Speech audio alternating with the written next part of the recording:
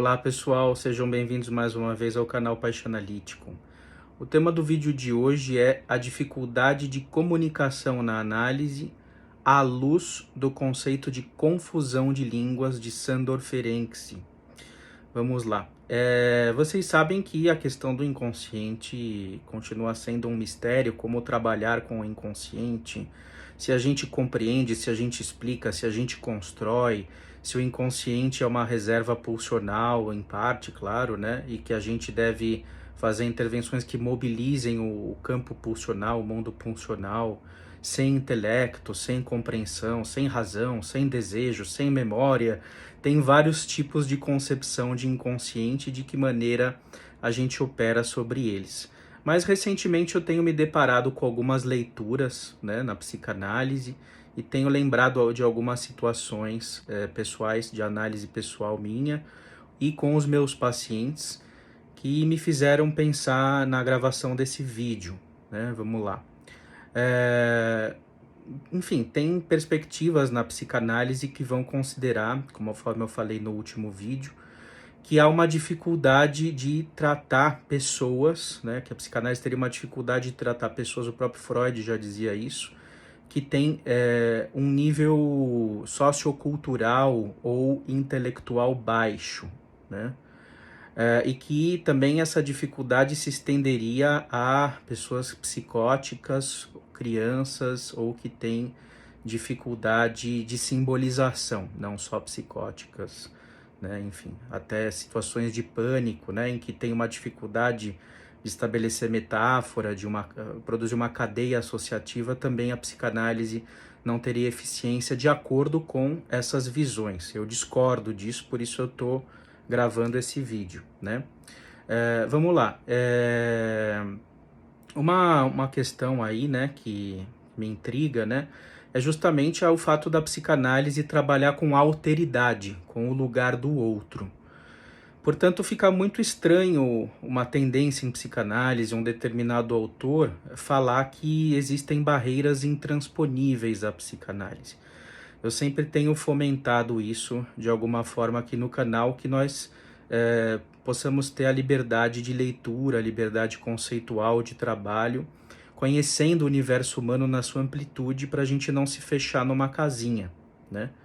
Então, quando a gente recebe no consultório ou está numa instituição de saúde e acaba se deparando com pessoas que têm um nível sociocultural ou intelectual diferente do nosso, né? Eu não colocaria aí uma hierarquia, né? Mas uma diferença antropológica, sociocultural, a forma de falar, né? O modo de construção do pensamento, enfim, que nós não desistamos diante de uma situação assim. Não, a gente precisa ter a capacidade de estar com, já dizia Ferenczi, né? De ter empatia, de ter tato, para perceber o que há de sofrimento nessa pessoa ou nessa família que nos procura, né?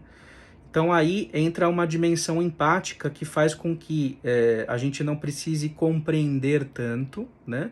Se não sentir algo do sofrimento que está se passando ali. Porque senão, se a gente também ficar numa ânsia por compreensão, a gente acaba caindo no que o Ferenczi chamou de confusão de línguas, que na constituição psíquica do bebê, né, tem a ver com uma espécie de descompasso traumático entre a linguagem da ternura, que é a linguagem da criança, e a linguagem da sedução, que seria do adulto que está cuidando dessa criança.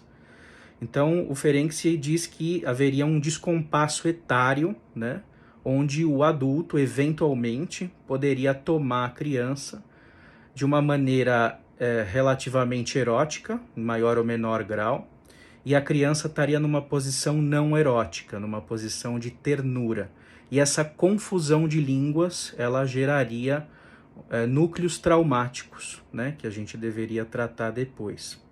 Ora, depois esse conceito ele se estende a uma série de situações da vida cotidiana e a análise como um todo. Quantas vezes há uma dificuldade de entrosamento, de enlace entre o analista e os seus pacientes, né? Então, a minha dica, entre aspas, né, o que eu, vamos dizer assim, fomento, é que a gente possa sempre tentar usar a linguagem do paciente, que a gente se conecte com ele e tente entender qual é o seu universo semântico, né, o seu universo simbólico, enfim, o seu campo desejante, da onde ele vem, né, quais são os seus atravessamentos, né, vamos dizer assim, para que a gente não se distancie dele, né? E aí que entra a possibilidade de superação dessa confusão de línguas, que de alguma maneira talvez tenha atravessado, mesmo que de maneira rudimentar, a todos nós, né? Permitindo uma comunicação, uma dimensão intersubjetiva na análise. Isso tanto com pessoas que têm uma diferença sociocultural com a gente, como com psicóticos, borderlines ou pessoas em situação de crise. Vou contar um exemplo de uma análise que eu fiz uma vez com um winnicottiano, e eu contei um sonho enorme para ele, bem complexo, bem denso. E ao invés dele, digamos, se atrever a interpretar o sonho junto comigo, pedir associações, ele simplesmente se colocou num lugar assim humano e disse: "E você acha que eu teria condições de interpretar um sonho desse tamanho?"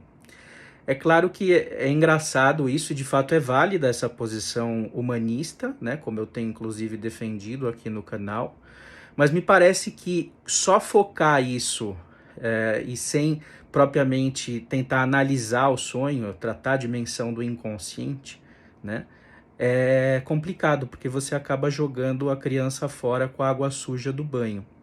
Então, tem perspectivas em psicanálise que vão fazer o quê, né? Vão dizer que muito da associação livre decorre de uma espécie de atuação e que, portanto, o analista não deveria focar tanto nas associações livres, no que o paciente está dizendo, senão no que o analista sente disso e no lugar inconsciente ou não que o paciente está colocando o analista. E o analista mostraria a sua castração ou aquilo que ele sente para o seu paciente. Ora, isso também, quando feito de maneira sistemática, né, contínua, isso gera uma condição paranoica na análise, porque tudo se transforma numa espécie de DR, né? Você está me cobrando, você gosta de mim, você não está aceitando aquilo que eu te proponho a pensar, você me exige uma cura. E tudo isso acaba se prolongando por anos. Eu tenho lido livros, né, enfim, que mostram esse tipo de abordagem. Os pacientes até questionam, dizendo: não, mas eu não estou querendo que você isso, você aquilo, e o analista vai lá e rebate: não, você quer, você sim. Então acaba sendo uma espécie de resistência do analista para levar tudo para a relação terapêutica, estabelecendo uma espécie de DR. Então isso gera uma condição paranoica, isso trava a análise, na minha opinião, já aconteceu comigo. Então não que eu descarte esse tipo de intervenção, mas acho que feito de uma maneira sistemática, assim, como a única veia praticamente de trabalho, é muito limitado e gera impasses na análise. Então por que eu estou dizendo isso? Porque tem a ver com a noção de confusão de línguas, né? Ou seja, o analista tem uma língua ou uma linguagem, né? E o paciente tem outra e tem um descompasso entre ambos. Então, de que maneira eu trabalho, né? Eu trabalho da seguinte forma: eu não fico interpretando a transferência. Se o paciente tem uma idealização, a necessidade de que alguém lhe salve, faça alguma coisa nesse sentido, eu vou lhe apontar isso, dentro do que eu senti e percebi. Que o analista esteja incluído, implicado nisso, não quer dizer que ele tenha que trazer tudo para a relação dele com o paciente, ou da relação do paciente com ele, melhor dizendo. Porque isso vai acabar travando o inconsciente, isso gera uma espécie de paranoidização do tratamento. Então eu vejo o analista como uma espécie de agente pulsional, que vai estar com o outro, ajudando ele a esclarecer e a fomentar mudanças e transformações emocionais, mas não alguém que vai ficar trazendo ele para uma DR constante. Então eu tenho uma situação agora de um paciente que eu atendo, e ele é um jovem de 20 e poucos anos e ele tem uma forma de comunicação muito específica, né? Assim, digamos assim, não é uma maneira muito informal de falar.